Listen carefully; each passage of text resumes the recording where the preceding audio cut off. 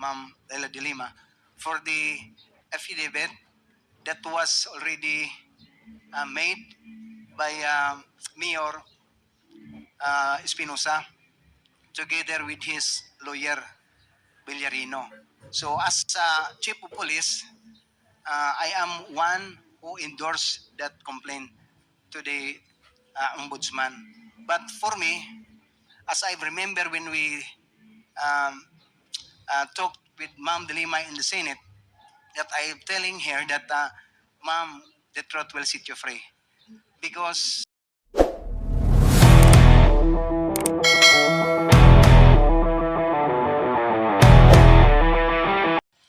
And we have so deliver those letters, sir. Thank you, Jen Torre. Yeah, since Michael Palma is not present in today's hearing, I move that we issue a cause order for Michael Palma. So move, Mr. Chairman. There is a motion to issue a show cause order to Mr. Michael Palma. A deep sense of irony. I have not forgotten that in September and October of 2016, the House Committee on Justice conducted the inquiry on the Bilibid drug trade. However, unlike this hearing, the real subject of that hearing was not really about the drug trade. The real subject of that 2016 House Committee hearing was all about destroying me for conducting a Senate inquiry, which in so many aspects was like this one. The only difference between this hearing and that Senate hearing is that my committee inquiry was 8 years earlier and Duterte was at the peak of power. Sa Senate hearing pong yun, ay kinundin ako yung drug war ni Duterte.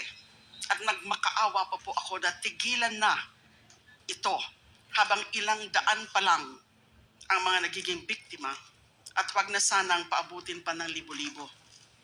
Ngunit sa kasawiang palad, wala pong nakinig sa akin, lalo na may mga mayorya po tayo ng mga senador at congressman na ayon kay Senator Bongo noong isang araw, ay walang sawa sa pagpalakpak kay Pangulong Duterte sa bawat banggit niya sa pagsulong na madugong drug war sa kanyang mga zona.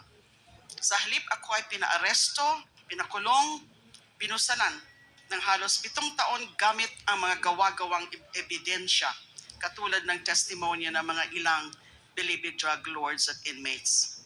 I'd like to say that the objective for targeting me was threefold: to silence me, to destroy my credibility, and to serve as an example to others.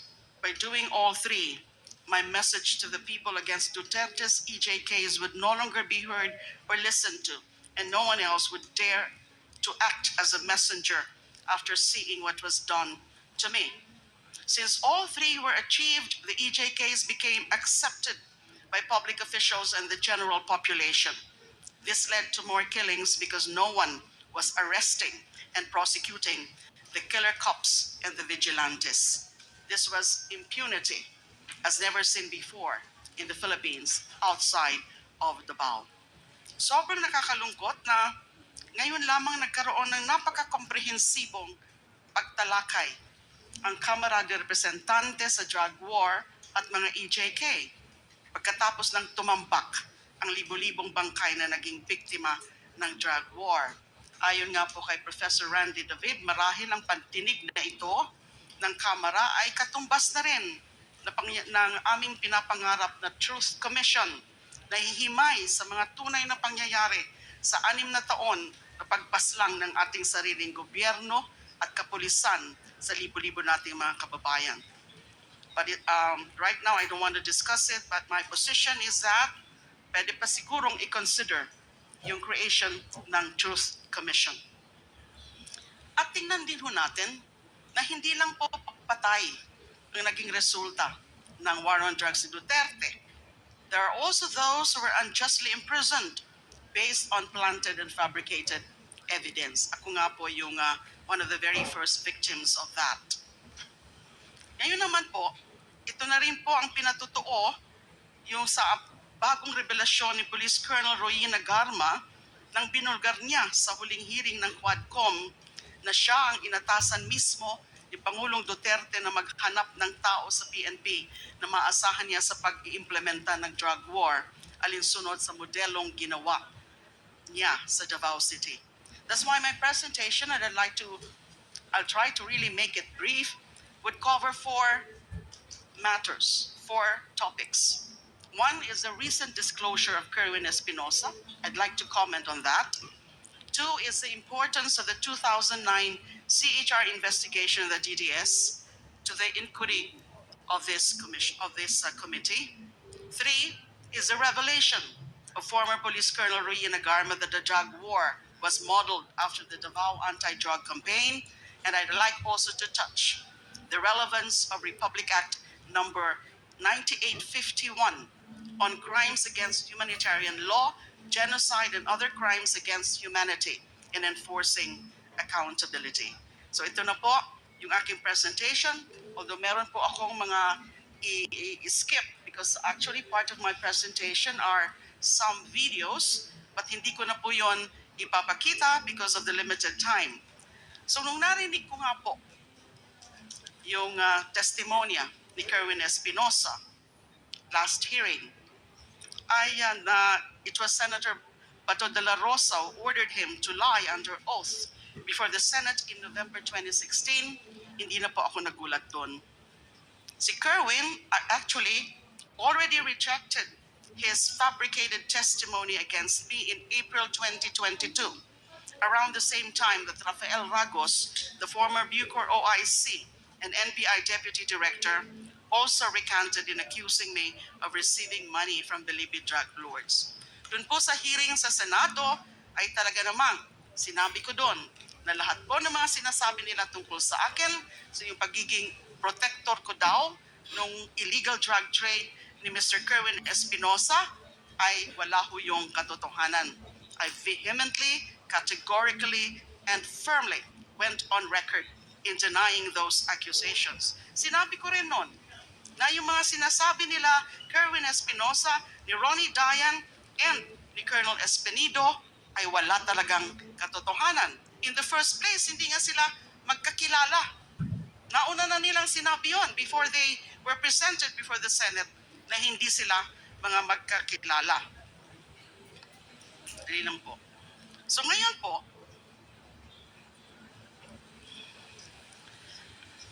nandito si Colonel Espinedo. I saw him earlier. If the Quad Committee would be so kind as to indulge me, gusto ko sana makiusap kay Colonel Espinedo. Sabihin niya na yung katotohanan. Kasi yung all he said during that Senate hearing was just let God be the witness to my innocence or something to that effect. Sana po ngayon, Colonel Espinedo, sabihin nyo na rin po ang katotohanan. Kung pwede sabihin nyo na rin o i-corroborate nyo yung sinabi ni Kerwin na si then PNP Chief De La Rosa and now Senator De La Rosa ang involved or responsible for ordering the three of you to fabricate accusations against me. Now, sinabi ko rin po kanina na I'd like to discuss the relevance of the CHR investigation in the Quadcom inquiry. Maybe at this point, I cannot yet do that. Sasabihin ko lang po na mahalaga yung naging CHR investigation namin in 2009 into the DDS killings. Kasi pwede itong maging reference point in terms of painting a picture of the organization, the Davao Death Squad, the operation, and the implementation of the Duterte drug war from the barangay to the national level. Kasi sinabi na nga ho ni Colonel Garma, yung kanyang mga revelasyon na the extrajudicial killings, yung mga operations under Duterte's drug war beginning in 2016 was just patterned after the Davao model. And the Davao model can only refer or can only mean the DDS model or the Davao Death Squad. Skip muna po natin yan. Doon naman sa affidavit po ni Colonel Garma, presented and expounded upon the last hearing, I'd like to share some information we got and some findings on the Davao model of payment and rewards mentioned by Colonel Garma. This information is limited to the facts uncovered during the 2009 CHR investigation on the Davao Death Squad. Next slide, please. The history of the DDS can be divided into two: the period from 1988 to 1998 and the period from 2001 to 2016. So may break po. The break in these two periods coincides with then Mayor Rodrigo Duterte's hiatus as mayor of Davao City when he was elected congressman instead of mayor in 1998 due to the three-term limit. So for brevity, I'll refer to the former mayor as MRRD. According to a witness in the 2009 CHR investigation, during the first period of the DDS from 1988 to 2000, the assassins were paid 15,000 for every victim. 5,000 goes to the police handler and 10,000 to the assassins, who at the time consisted of rebel returnees aside from the active duty policemen who were their handlers. Their safe house was located inside the Nobelcom compound in Barangay San Pedro, Davao. After the summary execution of targeted victims, the DDS members would regroup at their safe house and divide the reward. During that time, MRRD sometimes personally gave out the kill orders and the reward money directly to the assassins themselves. Upon the return of MRRD as mayor of Davao in 2001, the DDS was upgraded into the Heinous Crimes Investigation Section, or HCIS, located at the Almendras Gym compound. The HCIS was an official unit of the DCPO, or the Davao City Police Office. The HCIS consists of both active duty PNP and civilian abanteros, or hitmen. Most of the hitmen are rebel returnees. They are supervised by PNP handlers. Each handler supervises 3 members. The task of the PNP handler is to give orders to his members as well as be responsible for their protection. According to the CHR witness, he was given a regular monthly salary of 5,000. During this time, the reward given to a team for every victim was anywhere from 13,000 to 15,000. 3,000 to 5,000 goes to the PNP handler, 7,000 to 8,000 was shared among the rebel returnees, and 500 to 1,000 to civilian informants. The HCIS civilian personnel or rebel returnees directly received salaries as auxiliary service workers. The funds for their salaries came from the office of the mayor. Functions have also been specialized, with members being designated to do either office support or field work. A team of 1 PNP handler and 3 civilian abanteros was given an average of 3 targets every month. May I now go also to the revelation of Arturo Las Cañas. Yung mga naging findings po namin, although yung iba po doon, mga unofficial findings ng CHR investigation, were eventually confirmed by Edgar Matobato and Arturo Las Cañas when they went public at the Senate with their stories and executed affidavits in 2016 and 2017. Matobato executed an affidavit and was filed with the Ombudsman as a criminal complaint against Duterte and other DDS members. That criminal complaint is still pending sa Office of the Ombudsman. The most comprehensive account on the DDS from its founding in 1988 up to 2016 is the affidavit of Arturo Las Cañas, which was submitted to the ICC. This affidavit consists of 186 pages of gory details on the sociopathic behavior of Duterte as founder and leader of the DDS. Yung 186-page affidavit po yan, actually it was serialized in an investigative or feature story of Rappler in November 2021.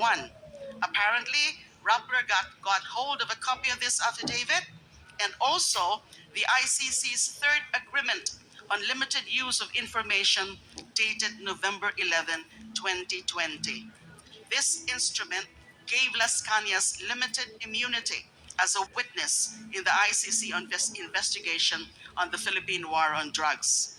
Noong 2024 naman po, Las Cañas reiterated the contents of his ICC affidavit in another serialized feature, this time published by Veria Files, entitled Conversations with Arturo Las Cañas.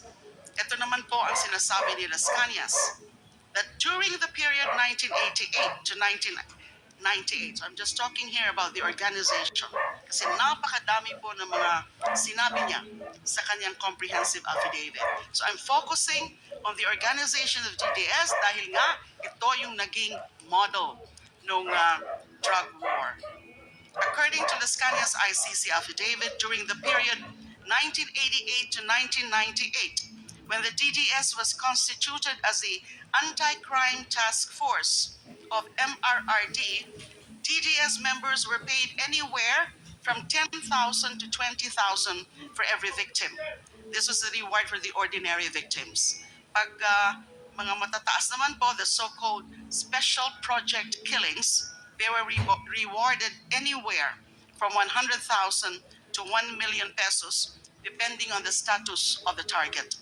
Civilian hitmen called force multipliers were given 3,000 to 5,000 per victim as their share in this reward. The DDS logistics and finances came from the Peace and Order or Intel Fund of MRRD. This includes weekly gas allowance, monthly cash allowance, and Christmas cash gifts. Skip ko na muna po yung iba. Next slide, please. Las Cañas also confirmed the CHR findings on the organizational structure of the DDS under the HCIS, Heinous Crimes Investigation Section, from 2001 to 2016. And this is as follows. MRRD, alias Superman, as the highest leader and mastermind of the DDS. SPO4 Sanson Benaventura as the logistics, finance, and death clearance officer.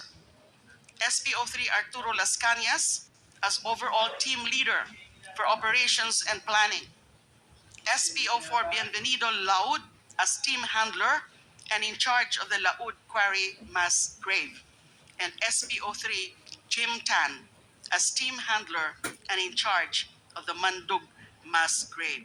Actually, mas intricate yung inattach ni Mr. Las Cañas sa kanyang ICC affidavit about the organizational structure of the DDS. What I just mentioned, I just simplified it to show who are really at the top of the DDS hierarchy. Most of the policemen handlers and their respective teams of civilian force multipliers were under the command of Arturo Las Cañas as operations and planning leader of the DDS. So sinabi ko po na that must be the Davao model na binanggit ni Colonel Garma. Finally, by way of just sharing my knowledge, last na po ito, kung pwede po sana. Tungkol na lang muna po sa the law, RA 9851, kasi hindi po ito masyadong alam ng karamihan. We do have a law entitled An Act Defining and Penalizing Crimes Against International Humanitarian Law, Genocide and Other Crimes Against Humanity, Organizing Jurisdiction, Designating Special Courts, and for related purposes. This was enacted in December 11, 2009. It punishes almost the same crimes mentioned in the Rome Statute, over which the ICC has jurisdiction. RA 9851 was enacted almost 2 years before the Philippines finally joined the ICC on November 1, 2011, after the Senate ratified the Rome Statute in August 2011. The crime of EJ case carried out by state security forces and their agents in the implementation of the war on drugs fall under the general category of other crimes against humanity under Section 6, which consists of acts committed as part of a widespread or systematic attack directed against any civilian population with knowledge of the attack.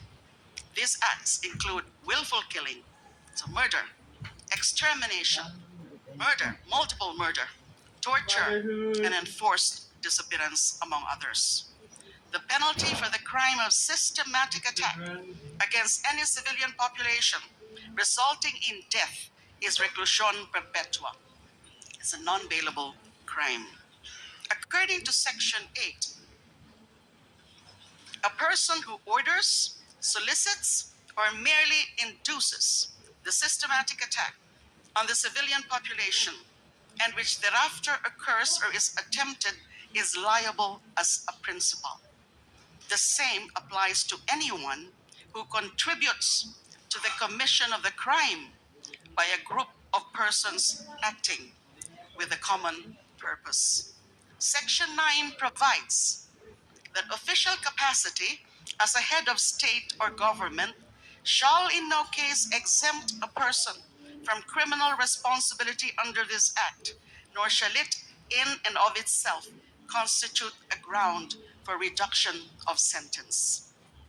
The crimes defined and penalized under that law, their prosecution and the execution of sentences imposed on their account shall not be subject to any prescription.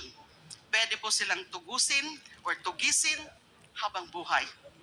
Finally, and this one is important, hindi po ito masyadong napapansin, Section 17 on jurisdiction provides that, quote, relevant Philippine authorities may dispense with the investigation or prosecution of a crime punishable under this act if another court or international tribunal is already conducting the investigation or undertaking the prosecution of such crime.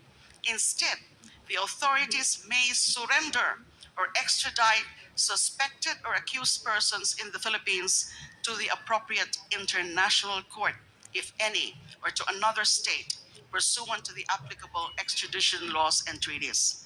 Napakasimple po. Sa aking palagay, sa aking pagkaalam, napakasimple po ang ibig sabihin ng batas na ito. Hindi pa tayo miyembro ng ICC o ng Rome Statute, kinilala na natin ang kapangyarihan ng international bodies like the ICC na imbestigahan at litisin ang mga krimeng nasasaad sa RA 9851. Hindi pa tayo miyembro ng ICC, meron na ho tayong general na pahintulot sa anumang mga international body katulad ng ICC na tugisin at litisin ang mga Pilipino na magiging kasabwat sa mga tinatawag na crimes against humanity katulad ng malawakang EJK sa ilalim ng drug war. Hindi pa tayo miyembro ng ICC na ilahad na natin sa batas na yan na kung sakali may international body na nag-iimbestiga ng crimes against humanity, maaari nating isurrender o i-extradite sa international body na katulad ng ICC sa The Hague, Netherlands, and mga sangkot sa mga ganitong klase ng krimen. I do recognize, and I think you will agree with me, that it will be totally discretionary on the part of the Philippine authorities. Just like sa mga sa extradition po natin, na pwede natin na isurrender muna, ipaubaya muna in the requesting party, yung isang akusado na covered sa extradition treaty, pero nasa atin pa rin yon kung gagawin natin yon. Kaya ko po to sinasabi kasi through this law, we have recognized the jurisdiction of the ICC over crimes against humanity committed in the Philippines, even before we ratified the Rome Statute as a binding treaty. Sarili na po nating batas ang nagsasabi na kailangan natin makipag-ugnayan sa ICC kahit noong hindi pa tayo miyembro ng ICC. Lalo na noong tayo ay miyembro na. At kahit hindi na tayo miyembro ng ICC dahil sa makasariling pagkalas ni Duterte sa ICC noong 2018. para sabihin natin na wala na tayong pakialam sa ICC, kailangan muna nating ipawalang bisa ang batas na ito. However, I respectfully submit, rather than repeal this law, we should now take steps to retract the self-serving act of Mr. Duterte to withdraw from the ICC in 2018. We must return to the fold of the ICC. We must rejoin the community of nations who have recognized the need for an international body of nations who have recognized to go after the perpetrators of the most terrible crimes against humanity, the hostis humani generis, the enemies of humankind. Mga kaaway lamang ng sangkatauhan ang takot sa pagsasanib puwersa ng mga bansa upang matigil ng pagpatay ng walang habas sa ngalan ng Estado. But having said that, I still appreciate so much, many people appreciate so much the efforts of this Quad Committee that can very well be indeed the Truth Commission. Kaya lang tintangluhan natin, yung napaka-komplikado talaga ng usapin ng war of drugs. Kadaming biktima na hindi naman natin pwedeng busisiin lahat for every individual acts of killing. Kundi, dapat anuhin natin, maganda nga yung nangyayari doon sa mga revelasyon ni Colonel Garma na ganyan yung ginamit nilang model. At tinuturo mismo si Mr. Duterte. So ano lang siya? Supplemental. Ano lang siya? It's just corroborating everything else that we know from news reports, from other information, and from yung mga nangyayari beginning in 2016. So I just shared my views on the need to rejoin ICC kasi you can never tell in the future ano man yung resulta ng itong ginagawang investigasyon ng Quad Committee na in the future we will have another tyrant, another mass killer for a president. So, ganun po ang aking opinion sa bagay na yan. Maraming salamat po. Mr. Chair, thank you, Senator Laila De Lima, for your sharing with us in the Quadcom your opinion on the very important national issue of extrajudicial killings. So, Clarificatory lang. Congressman Abante, you're now recognized. Former Senator, kailan niyo po itong napag-aralan? Nung kayo po ay CHR pa, CHR pa ho kayo? Opo. But I became a CHR chairperson in 2008. Noong 2009 po, sinimulan namin yung investigation into the Davao Death Squad killings. Dahil nga may mga impormasyon po kami noon.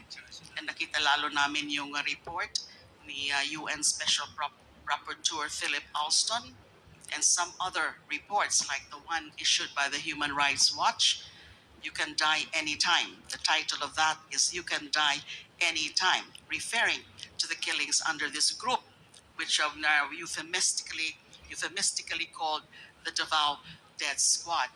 Kaya lang po, if I may say so, na yung aking pong termino or yung aking pag-upo bilang CHR chairperson hanggang 2010 lang po. Dahil in 2010, na-appoint na po ako as Justice Secretary ng dating Pangulong Noynoy Aquino. So, So pinagpatuloy niyo po ba yung investigasyon nung kayo Secretary of Justice Department? konti lang po yung mga nagawa ng DOJ nung secretary na po ako. Although si Matubato, sumipot po siya, at we gave him, the DOJ gave him witness protection. Kaya lang, nung uupo na po in 2016, yung dating Pangulong Duterte bilang Pangulo ay umalis na po siya sa witness protection program. Yun po ang pagkakaalam ko. Pero meron po akong extensive personal investigation notes on what we gathered. Kasi yung mga nakausap namin in the course of that CHR inquiry na magaganda o mahalaga yung mga sinasabi nila, kasama na rin yung tungkol sa reward system, Sila po yung mga kinausap lang namin ng mga sikreto lang. Kasi ayaw nilang humarap doon mismo sa open public inquiry ng CHR noong Marami ho kayo 2009. nakausap. About, if I'm not mistaken, it's about 5 of them. At in-interview lang namin sila. Kasi ang sa karamihan sa kanila ay hindi naman ayaw pong mag-execute ng formal affidavit. But we interviewed them. That's why I took down notes, personal notes, and gumamit nga po sila ng mga aliases. Maaari niyo po bang isubmit ang inyong findings dito sa committee? Yes, I can share with this committee my personal investigation notes on the conduct of the CHR inquiry. Kasi pag alis ko nga po, wala pa yung resolution. Later on, the CHR under new leadership came out with a resolution. I think that was in June of 2012. Okay, Mr. Chair, did you also submit that to the ICC? Your findings? My personal notes, I think I have.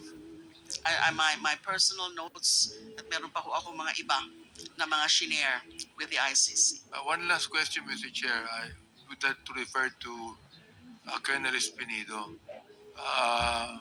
You were directly mentioned by the former senator. So will you please answer her now on that issue?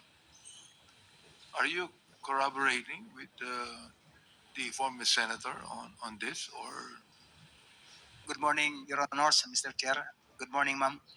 For me, as Chief of Police at that time in Albuera, I am one of endorsing the complaint to the DOJ. One of those names is Ma'am Leila de Lima for the affidavit that was already made by Mayor Espinosa together with his lawyer Villarino. So as Chief of Police, I am one who endorsed that complaint to the Ombudsman. But for me, as I remember when we talked with Ma'am De Lima in the Senate, that I am telling her that, Ma'am, the truth will set you free. Because for me, I am innocent for that. As just only a chief of police who endorsed the complaint to the DOJ. But um, yung knowledge talaga, sir, hindi ko alam kung totoo na siya involved si ma'am. No, as being chief of police lang, na yun talaga ang procedure na mag-endorse kung may mga complaint. Pero I believe at the time, Your Honors, Mr. Chair, na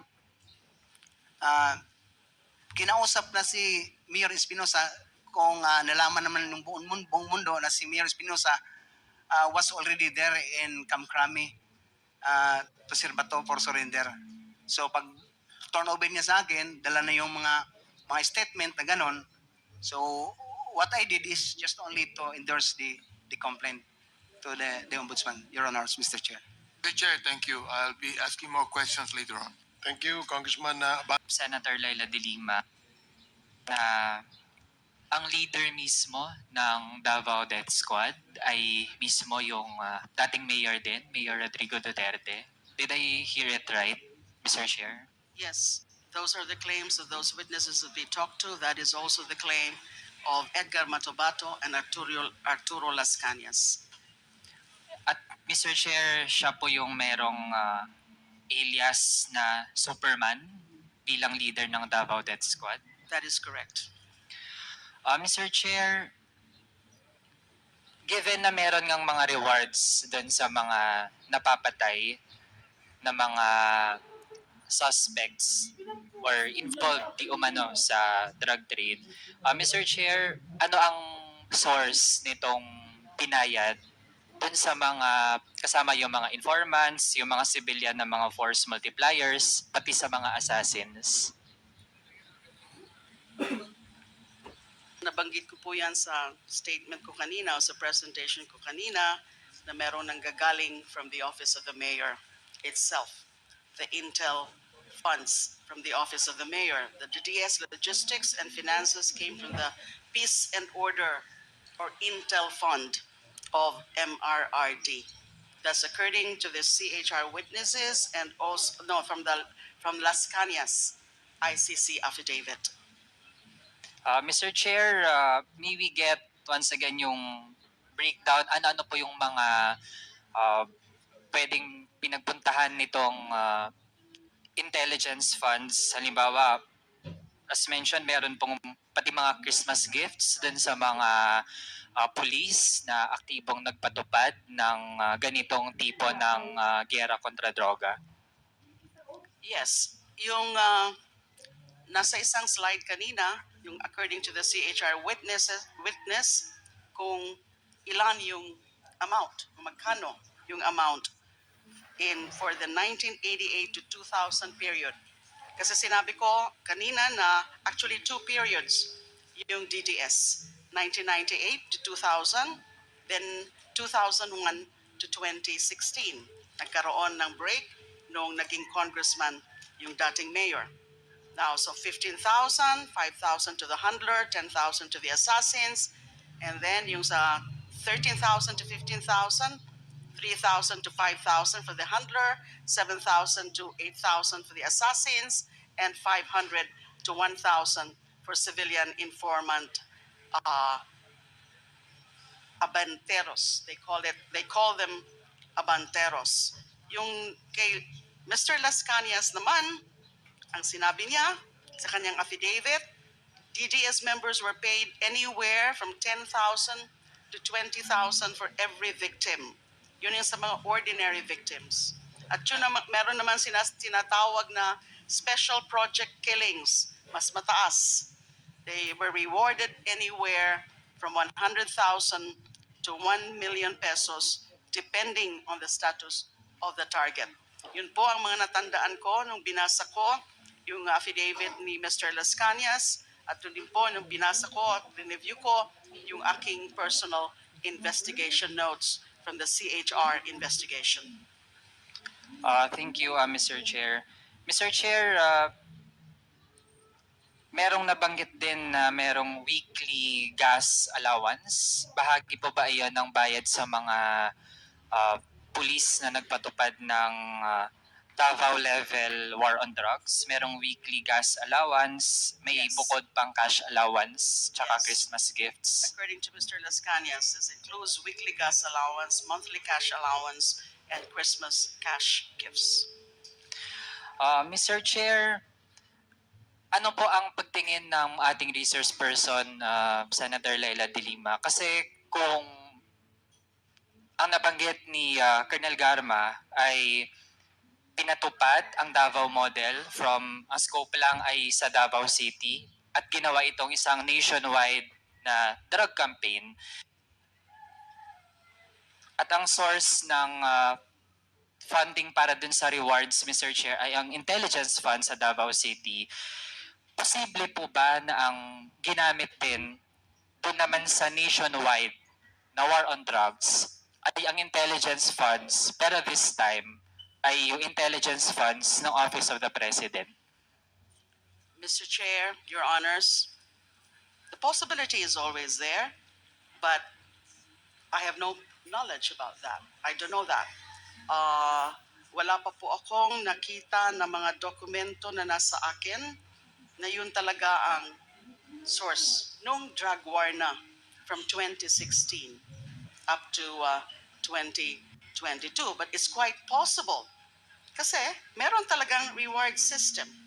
We can only surmise at this point in the absence of direct evidence na meron talagang magsasabi kung saan talaga yun nanggaling. Maybe sila Colonel Garma, sina Colonel Leonardo, baka alam nila because they were part of that. Si Colonel Garma, yung inutusan according to her na maghanap ng pwedeng mag-implement ng drug war based on the Davao model. And this is, yung sinabi ko kanina, this was the Davao model. May kasamang mga reward, may kasamang mga cash incentives, may bracketing din. Depende kung sino involved, kung sino papatayin. And so that's the reward, that's the incentives. So, posible rin na gumamit uli ng Intel Fund this time from the office of the President.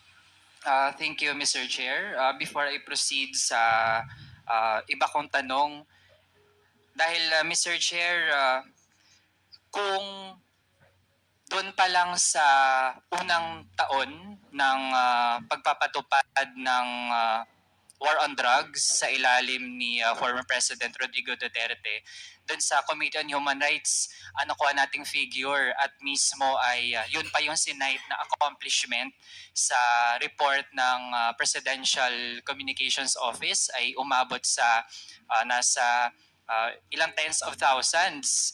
Kung ang ititake nating figure, Mr. Chair, ay 20,000, kasama doon yung mismo ay confirmed na police yung pumatay, tapos maging yung mga vigilante killings, Mr. Chair, na ang pumatay ay pwedeng hindi kilalang mga tao pero bahagi yon ng tinuturing na tagumpay di umano ng war on drugs. Kinompute kasi natin, Mr. Chair, kung 20,000, doon pa lang sa time frame na yon, 20,000 na yung mga napatay. Tapos kung yung minimum na reward ay 50,000, assuming pa lang na mga small time or yung mga peddlers, yung mga pinatay, Mr. Chair, at least aabot ko, imo-multiply natin, Mr. Chair, 20,000 times 50,000, kakailanganin ang nasa 1 billion pesos pa lang dun sa mga rewards sa pagpatay, Mr. Chair. Hindi pa kasama dito yung mga allowances, yung mga kung merong mga weekly gas allowance pa rin, weekly cash allowance at iba pa. Sa rewards pa lang, Mr. Chair, sa ganong time frame, 1 billion pesos na ang kailangan. Pero Mr. Chair, kung ikukumpara kasi natin sa intelligence funds pa lang ng PNP, and let's take yung first year ng Duterte administration, ang intelligence funds ng PNP noong 2017 ay nasa 468 million pesos lamang, Mr. Chair. Walang kalahating bilyong piso ang intelligence funds ng PNP. So kung ganun, Mr. Chair, saan pwede talagang kumuha nung ganun kalaking pera bilang pangbayad, bilang premyo doon sa mga pulis na nakapatay? Kaya Mr. Chair, kung magpo-process of elimination tayo, dahil PNP lang naman yung pwedeng ahensya, sana na pagkunan ng ganun. Pero then again, kahit yung intelligence funds ng PNP hindi sapat. So wala nang ibang agency, Mr. Chair, na merong mas malaki pang intelligence funds na pwedeng pagkunan. Walang iba kundi yung mismong Office of the President. Lalo na kung itutugma din natin yan dun sa mga testimonya na merong mga taga-presidential management staff na bahagi rin nung channel nung reward system na ito mula sa presidente patungo sa mga kasunod na mga level ng mga police officers, maging si Senator Bongo, si PNP Chief Bato de la Rosa at iba pang mga dating opisyal under the Duterte administration. Kaya with that, Mr. Chair, tingin natin meron ding sapat na batayan para atin na ring silipin paano ginamit ng Duterte administration ang kanyang intelligence funds. Darating din sa punto, Mr. Chair, na dapat ay mag-issue na rin tayo ng subpoena ducis tecum sa mga dokumento na sinubmit ng Office of the President to COA, to the Commission on Audit, para talaga mabusisi natin kung ano yung naging justifications for the use of intelligence funds by the Office of the President under Rodrigo Duterte. So, kasunod, Mr. Chair, kasunod na tanong kay Senator Laila de Lima. Nabanggit po kasi ang tungkol sa quarry mass grave. At kung isipin ko palang kahindik-hindik ito, Mr. Chair, kaya pasintabi na lang po sa ating mga kababayan na baka sa ganitong oras ay kumakain habang nanonood sa Quadcom hearing. Mr. Chair, meron po bang binigay na description yung kung sino mang witness patukol sa paano ba na-facilitate ang ganitong mga mass grave? Paano gumagana yung, paano hinandle ang ganitong mga mass grave?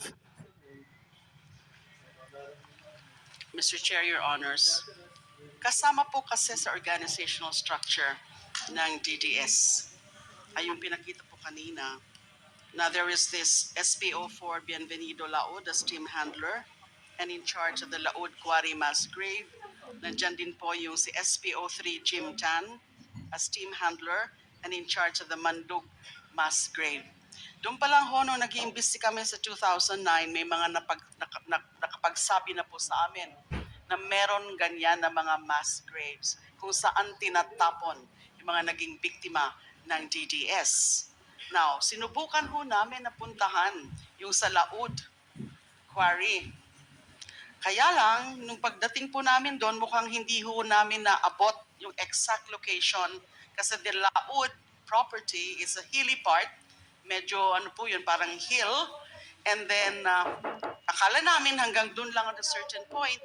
Nakakita kami ng ilan-ilan, konti lang, na human remains, skull. Pero we learned later na hindi naman pala doon yung mga talagang mass grave of that property.